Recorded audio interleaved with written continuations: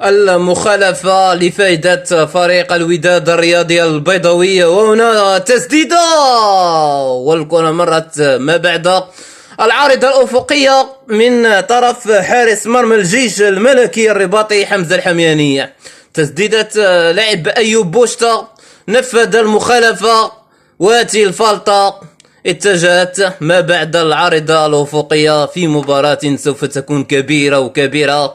لكل مشاهدي ومتابعي الإعلامي عبد السلام عيد نحو العالم الذي يبث مباريات الدوري الجزائري والدوري التونسي والدوري المصري والدوري المغربي، وكذلك جميع البطولات الأوروبية، من بين ذلك دوري أبطال أوروبا وكذلك اليوروبا ليغ والمؤتمر الأوروبي،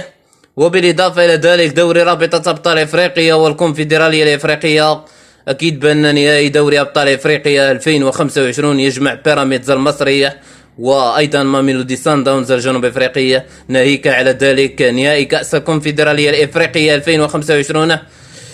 والتي تجمع فريقي نهضة بركان المغربي وكذلك سيمبا التنزاني. المخالفة حاليا لفائدة الجيش الملكي الرباطي عن طريق عبد الفتاح حدرافة في مخالفة في وسط الملعب.